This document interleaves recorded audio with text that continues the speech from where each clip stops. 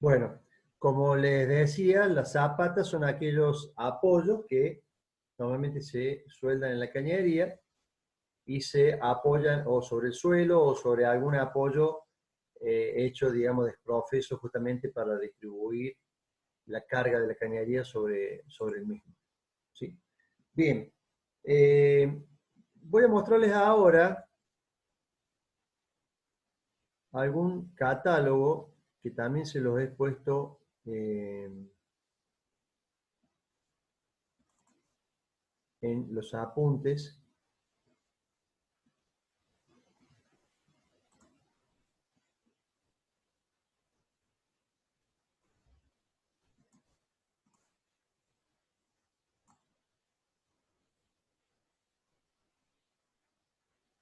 No sé por qué no puedo ver, a ver si ustedes me dan una mano, los PDF.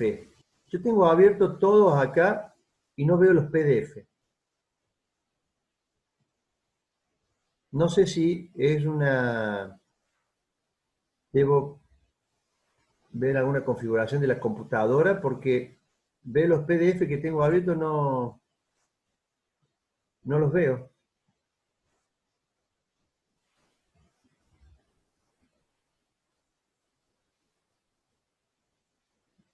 Profe, Sí, ahí compartió la ventana donde los tiene.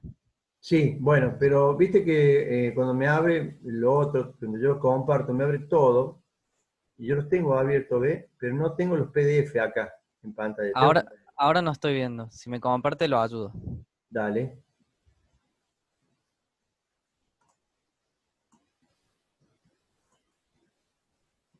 espérate. ¿Cómo era tu nombre? Así te busco acá. Tomás.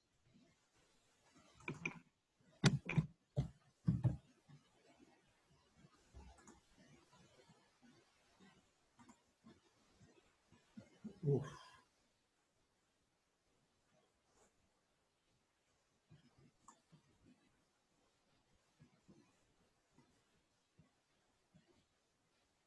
¿Tomás cuánto eras? Tomás Lencinas.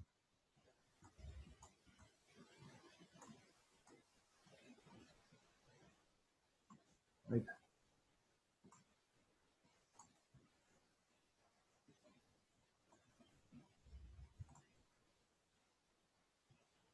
A ver, está. Eh, no, yo lo que quería es que usted me muestre qué estaba viendo y yo lo iba guiando. Ah, bueno. Lo hago host de vuelta, entonces. Sí, dale. Sí, porque ahora quedé yo sin...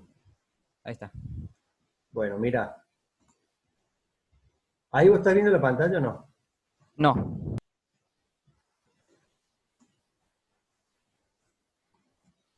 ¿Vos querés que abra lo que yo abrí recién, donde tenía todas las carpetas? Acá.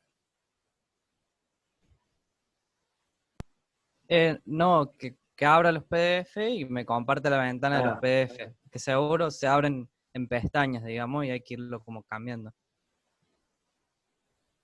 Claro, pero si me comparte solo una ventana, solo voy a ver esa. bueno, mira. Fíjese, cuando comparte, arriba a la izquierda tiene que decir compartir pantalla, o sea, toda la pantalla, no una sola ventana. Y entonces si usted cambia el PDF, yo lo puedo ir Mira. viendo. Yo ahí puedo compartir pantalla, ¿no? Sí. Bueno, me aparecen todos los Word, pero los PDF no. Ahora, Bueno. ahí me apareció uno, espera, ahí está, ahí me apareció uno. Ahí está, este es uno que quería mostrar. Pero viste, ahí lo ven ustedes. Sí, ahí está. Bueno, vio que arriba a la izquierda tiene todos los nombres de los otros PDF que tienes Sí. abiertos. Ah, Si bien. usted toca la pestaña, se cambia al otro PDF. Ahí puede ir cambiando entre PDF y mostrar. Ah, no lo veía recién allá arriba. Porque yo miraba solamente donde tenía abiertos los Word, ¿viste? Está bien, perfecto. Claro, ahora usted tiene el DINA técnica, si toca, por ejemplo, Klinger juntas ahí Sí, sí, arriba, sí. le hace clic. Sí, Bueno, le tengo. perfecto. Ah, perfecto. Ah, me lo escondía digamos, donde tengo todo video silencio, me iba arriba, se me iba arriba eso y me lo escondía. Ahora lo veo bien. Ya está. Claro. Bueno, escúcheme, les traje a modo de mostrarle un poquito lo que son las juntas de expansión que vimos la vez pasada, y de paso acá también ustedes ven que están normalmente con sus respectivas bridas. Es una de las formas de colocar este tipo de juntas de expansión, que se utilizaba mucho para aquellas cañerías donde existía mucha deformación de la misma por la temperatura. Entonces, para no cargar tanto sobre los soportes, se utilizaban este tipo de juntas que obviamente van embridadas a las cañerías, y ese tipo de fuelle que tiene en la parte central absorbe las dilataciones, ¿sí?, de la cañería, sin sobrecargar, como le dije recién, ni los soportes ni los recipientes donde estuviesen bridados.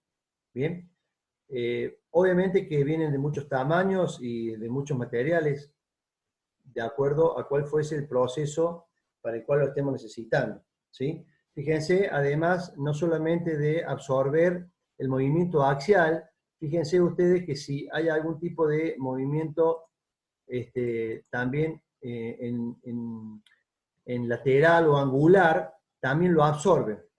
Fíjense estos dos que como que se sale de línea en las cañerías, ¿sí?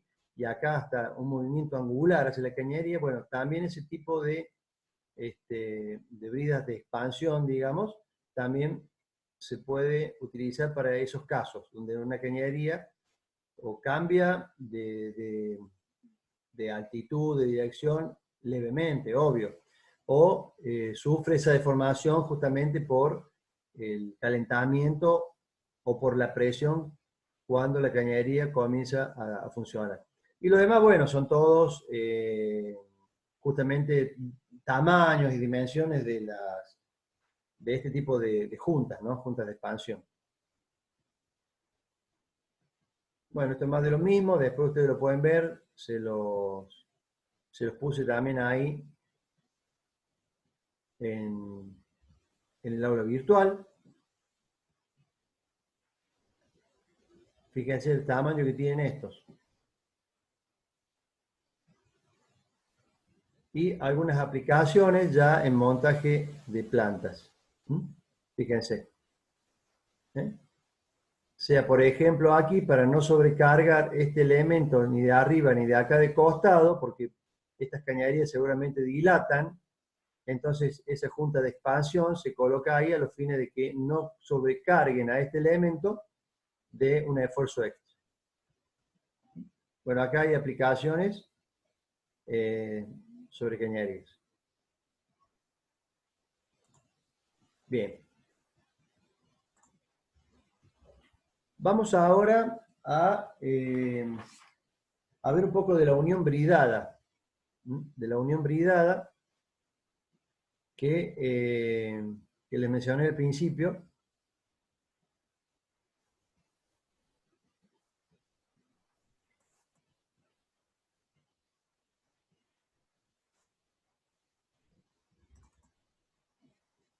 En primer lugar, quería compartirles este gráfico, este dibujo. Y si quieren tomar nota después de esta empresa Klinger, Argentina, es una empresa muy grande que fabrica juntas para las uniones bridadas. Hace ya muchos años, hace como 10 años, más o menos fácil, tuvimos la suerte de que esta gente viniera de Buenos Aires, vinieron 2 personas especialistas en el tema juntas, e hicimos una conferencia en el aula de la facultad, en el aula Agustín Tosco, creo que se llama ahora. Hicimos una muy linda conferencia, vinieron 2 personas, 2 días, a hablar de juntas. Estuvo muy, muy, muy lindo. Cualquier cosa que ustedes necesiten de juntas, por favor busquen aquí, que esta empresa está acá en Argentina, y hay mucho material de ayuda en cuanto a la selección de juntas, por el tipo de proceso que ustedes necesiten llevar adelante.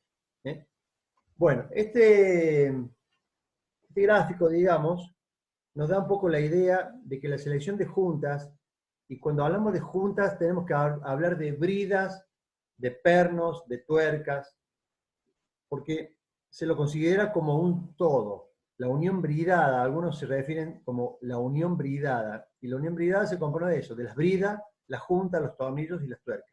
¿Sí? Entonces, fíjense todos los factores que se concentran en la unión bridada. Las bridas, como dije recién, los pernos o tornillos, ¿sí?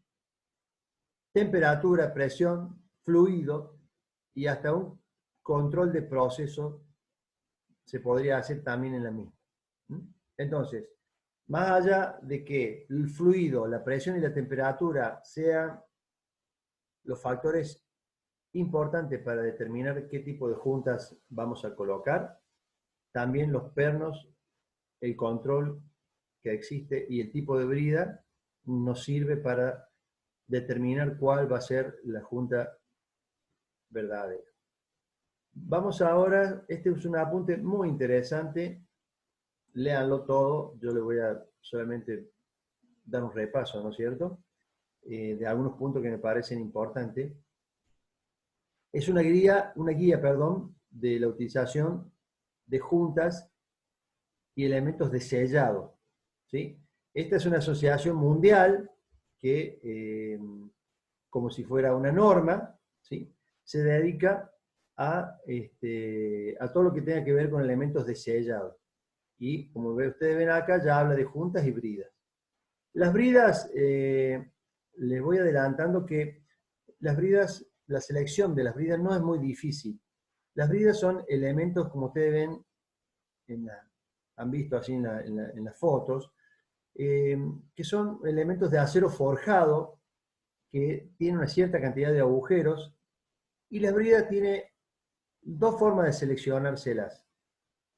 Es en función del caño, ¿sí?, porque va a haber un caño que va a ser soldado o roscado a la brida, o sea, depende del tamaño del caño, y por otro lado, la presión. Se eligen por presión. Ya las bridas tienen diseñada de manera estándar y de acuerdo a su tamaño y presión, por ejemplo, cantidad de agujeros. ¿Por qué es importante la cantidad de agujeros? Y obviamente, mientras más grande sea la junta, mayor será la cantidad de agujeros.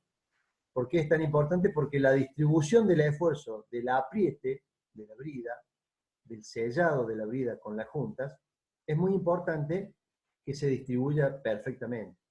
No es lo mismo que si tuviéramos dos tornillos muy grandes que soportaran, a lo mejor sí, la presión de la cañería, que tener a lo mejor 12 tornillos distribuidos en ese mismo diámetro, porque va a haber una distribución mejor del apriete, ¿sí?, en lo que es la unión bridada, para evitar, por supuesto, lo que es las pérdidas.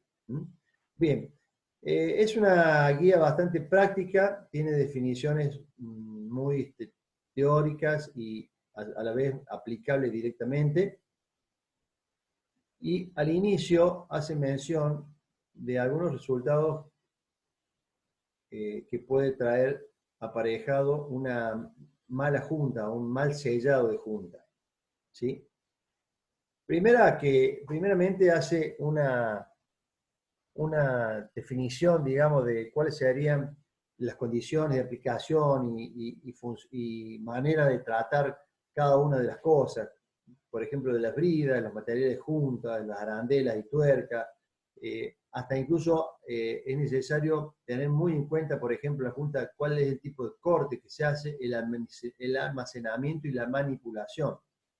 El almacenamiento fundamentalmente porque hay bridas que son a base, por ejemplo, de cauchos o de algunos otros elementos sintéticos que con el tiempo se degradan.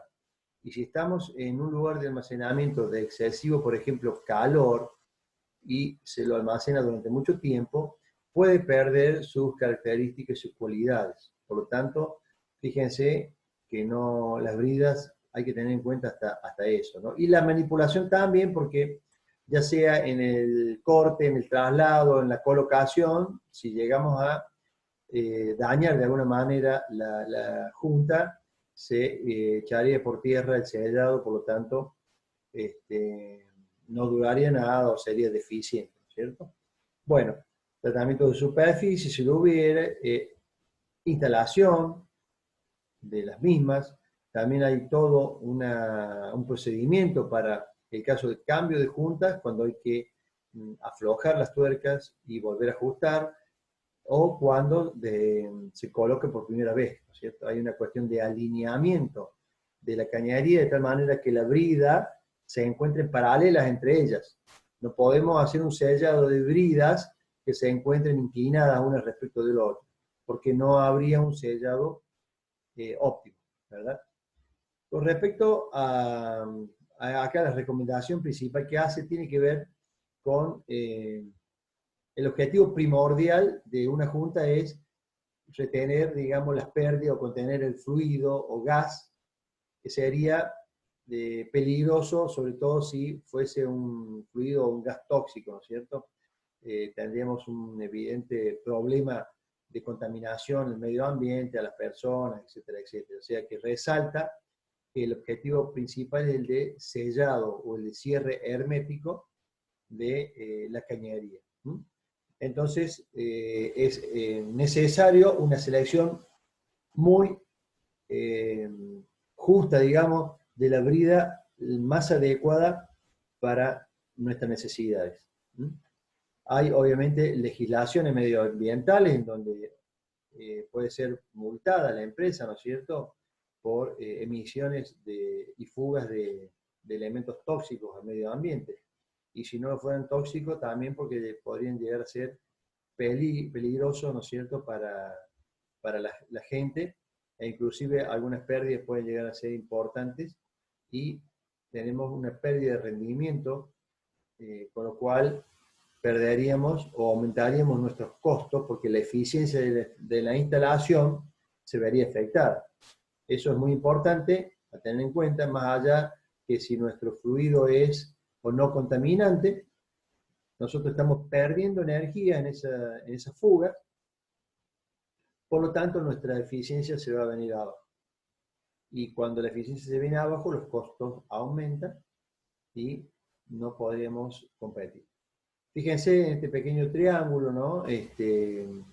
Cómo relaciona los costos visibles, que son los costos palpables, digamos, los costos del material que podemos llegar a necesitar para reemplazar en el caso de alguna rotura, de alguna fuga de material por junta, ¿no es cierto? Y los costos invisibles, que acá los enumera, todo lo que es el trabajo de reparación, la energía desperdiciada, ineficiencia, como decía recién, de la planta, multas medioambientales, demandas por daños personales, ventas perdidas por mala imagen. Cuando hay una empresa que sabemos que está haciendo un daño al medio ambiente, por ejemplo, puede hasta llegar a perder ventas por mala imagen. Es decir, una empresa que tira efluentes o tiene fugas nocivas al medio ambiente y a las personas, obviamente, puede ser mal vista y a través de esa mala imagen pierde ventas. Fíjense que acá se referencia que las fugas de válvulas, que son las más frecuentes, representan el 50% de las emisiones fugitivas en la industria química y petroquímica. Mientras que las fugas en bombas híbridas representan en proporciones un poco menores, pero no dejan también de ser importantes. O sea que las válvulas también son un elemento a considerar y a elegir una buena válvula, porque las mayores pérdidas se dan por allí. Y normalmente, por ejemplo, se dan en el vástago, donde uno normalmente abre o cierra, hay una especie de sello que se va gastando, por donde comienza a fugar el líquido, el fluido, lo que fuese, ¿cierto? Bueno, eso es un poco, digamos, la introducción, y para que ustedes vean de la importancia y la necesidad de que haya que hacer una buena selección de juntas para permitir una estanqueidad, ¿no es cierto?, de buena calidad, ¿sí? Antiguamente, las juntas blandas, hechas con fibras de amianto, eran unas juntas que cubrían amplios rangos de utilización. Pero a medida que se fue cambiando el amianto, un material muy difícil de reemplazar, uno con fibra de amianto, como les decía recién, abarcaba un amplio espectro de trabajos que se podían hacer con este tipo de juntas de amianto. Y a pesar de la tecnología y las mejoras en las juntas, se ha logrado reemplazarlos, pero a su vez, cada tipo de junta o material de junta es aplicable a tareas mucho más precisas. Es decir, de acuerdo a presiones, temperaturas y fluidos que circulan en las cañerías, ahora se ha acotado la aplicación de ciertas juntas que son de materiales obviamente distintos al amianto. El amianto está considerado cancerígeno, por lo tanto se ha eliminado ya del mercado, se trata por lo menos de eliminar lo máximo posible, pero aquellos materiales que lo han reemplazado son de muy buena calidad, pero no logran abarcar la cantidad de casos que abarcaba antiguamente el material de amianto, que se considera una junta blanda, digamos. ¿Sí? Bien, eso un poco la introducción del cambio. Van a tener muchísima cantidad de tipos de materiales de juntas, ¿sí? Para seleccionar, pero hay que seleccionarlas de manera adecuada. Así que mientras más datos tengamos de cómo se va a comportar en nuestra instalación y de qué presiones, temperatura y fluido estemos hablando, va a ser la selección de junta que tenemos que hacer. ¿Sí? Bueno, un poco blablarío. Este sería un esquema de las presiones que estaría sufriendo la junta. ¿Sí?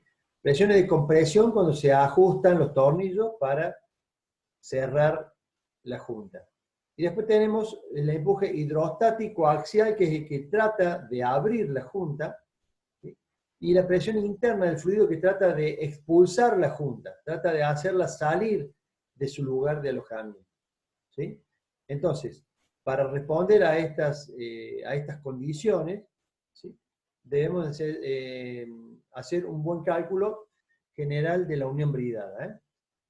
Por la compresión debemos seleccionar los mejores tornillos con buenas capacidades de ajuste y mucha tensión de tracción a soportar, y la junta también deberá soportar la presión del fluido sin zafarse, sin salirse de la brida, y a su vez que el fluido y la temperatura no la afecten en la parte interna, que va a estar en contacto directo con la misma.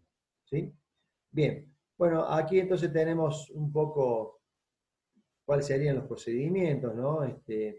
Por ejemplo, la aplicación, presión del medio, la temperatura, la reactividad química del medio, si hay corrosión o no, tipo de viscosidad del medio, la disposición de la brida, bueno, el material, qué terminación superficial, la carga disponible, digamos, de los tornillos, o sea, qué tensión se pueden apretar los tornillos, si hay corrosión o erosión.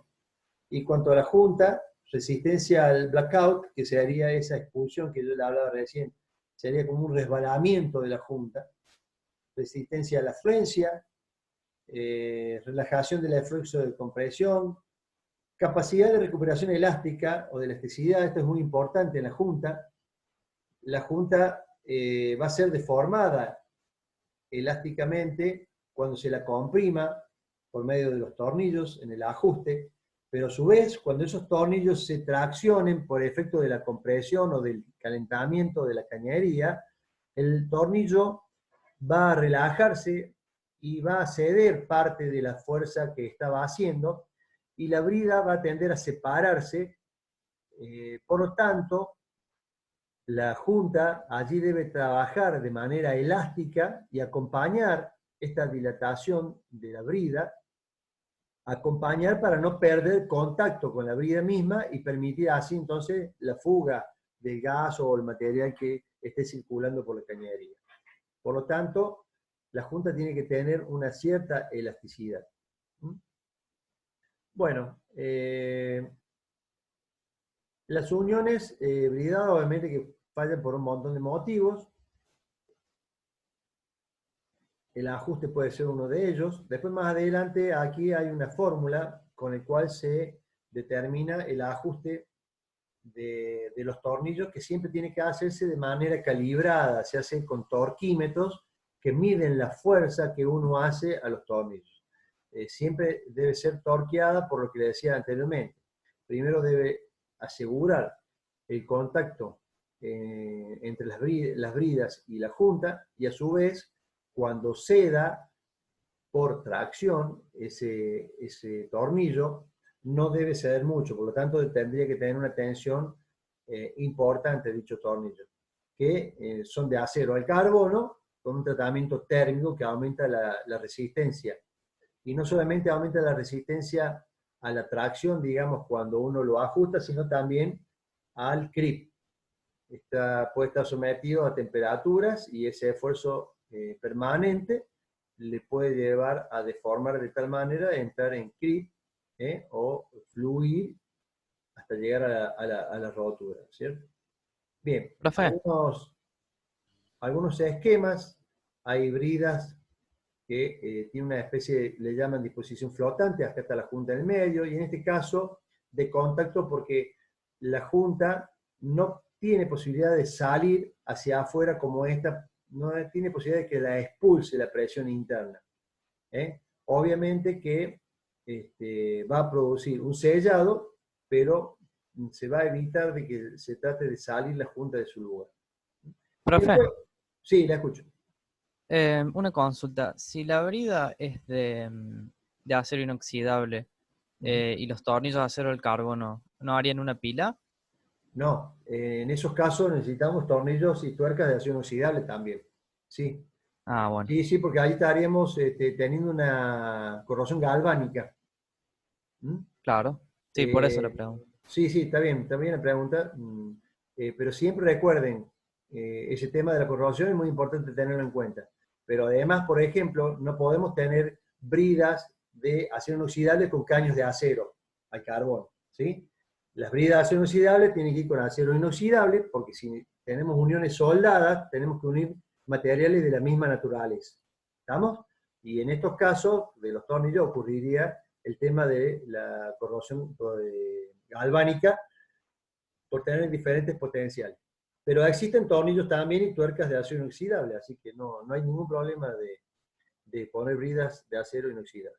¿Sí? Bueno, muchas gracias. De nada. Bueno, algunas otras disposiciones, y en estos casos, por ejemplo, otro tipo de junta, que no es plana, sino en forma de anillo, ¿sí? Los acabados superficial de la brida no deben ser superficies muy lisas, porque de esa manera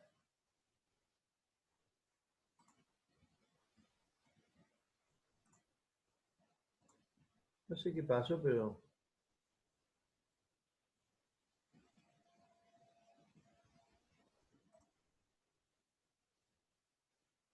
Hola, ¿me escuchan? Sí, profe. Ah, no, porque se me blanqueó todo. Y me avisa que me quedan 10 minutos, así que vamos a ir después unos 15 minutos más, ¿sabes? Bien. Bueno, ahora no veo la...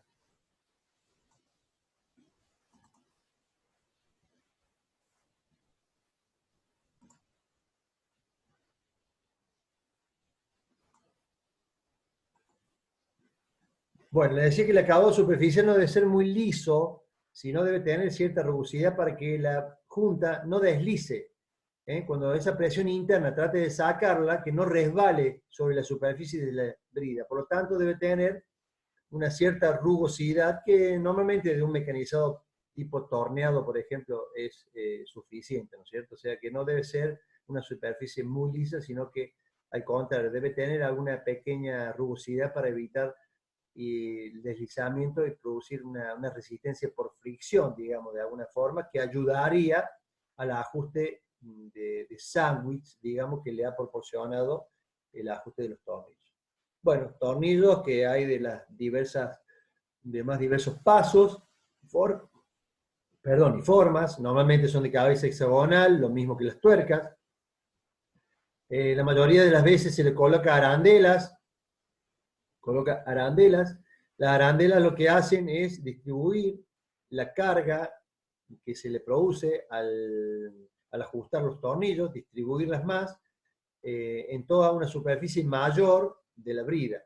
Esa distribución de carga de la cabeza sobre la arandela y de la arandela sobre la brida hace que sea más uniforme y se produzca un cierre más perfecto, digamos, más distribuido. A su vez también, esa arandela evitan la fricción del tornillo contra la brida.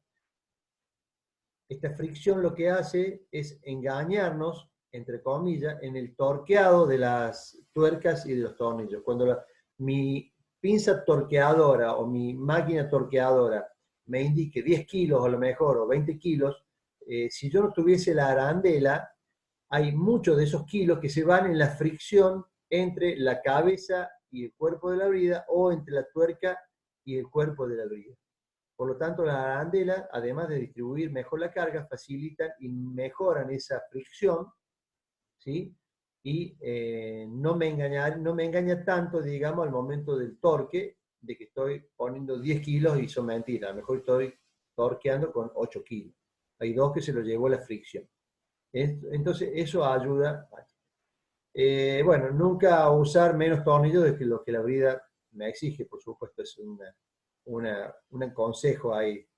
Bien, aquí tenemos un diagrama de tracción en donde tenemos el límite de elasticidad y, como siempre, nuestro límite elástico sería el límite máximo en el cual puede trabajar el tornillo.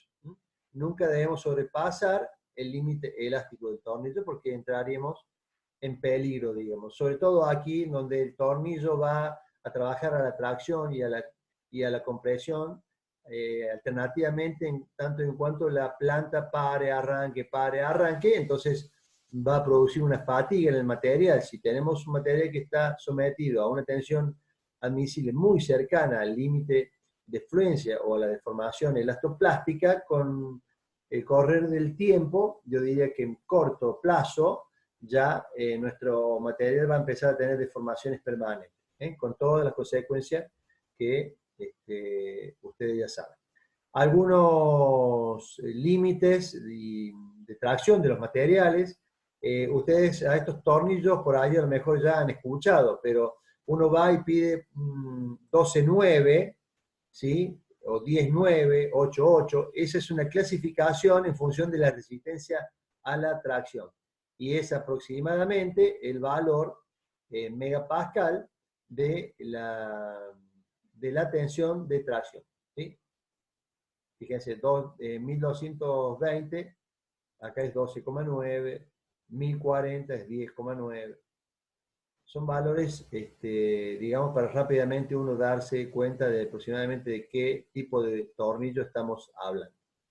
Bien, alguna descripción más de los tornillos, que no creo que vale la pena. Tuerca lo mismo. Esto después ustedes denle una leída porque les va a mejorar mucho algunas cosas que todavía, algunas ideas que no las tengan claras. Estos son una especie de arandelas que tienen una cierta curvatura, una convexidad, que ayudan cuando uno llega a el esfuerzo máximo de la tuerca y el tornillo, ayudan a que no se afloje, porque al tener esta curvatura, ser así convexa, cuando uno la deforma a esta arandela, va a tener una tensión que se va a oponer a ese esfuerzo, ¿sí? Si la tuerca quisiera aflojarse, no va a poder, porque esa tensión de la arandela, que tiene este tipo de forma, está tratada térmicamente, no va a permitir que gire la arandela, porque esta arandela convexa le va a hacer un esfuerzo que no va a permitir que se afloje. Eso en el caso de que se pudiera llegar a aflojar la tuerca por efectos de calentamiento. Bien, selección de junta. Lo primero que habría que tener en cuenta, este pequeño listadito: compatibilidad con el medio, temperatura y presión de servicio, si va a haber variaciones en cuanto a ciclos, eso serían condiciones de servicio, ¿sí? Y el tipo de unión utilizada. Si es de brida, tenemos, como vimos recién, un tipo de brida que la junta va a estar libre, digamos, de desplazamiento por la presión interna o no, por ejemplo. Eso sería algún tipo de variación en cuanto a la brida. El tipo de materiales se pueden dividir en grandes grupos, ¿sí? Por ejemplo, materiales elastoméricos, o elastómeros, ¿sí? Materiales de fibras, otros materiales, equivalentes de acero inoxidable, bueno, esta es una tabla de normas, y materiales metálicos. También vamos a tener juntas que van a ser de cualquiera de estos tipos de materiales, incluso metálicos. Puede sellarse una brida con juntas metálicas, o sea que el sellamiento sería metal-metal. En algunos casos hay combinaciones de metales y elastómeros, por ejemplo, ¿sí? Sobre todo el metal entra a jugar cuando las presiones son altas. Cuando tenemos presiones altas, ya tenemos que hablar de materiales como los metales, ¿sí? Que puede ser, por ejemplo, acero inoxidable, o una combinación de ambos, materiales metálicos y almas internas elastómeras o elásticas.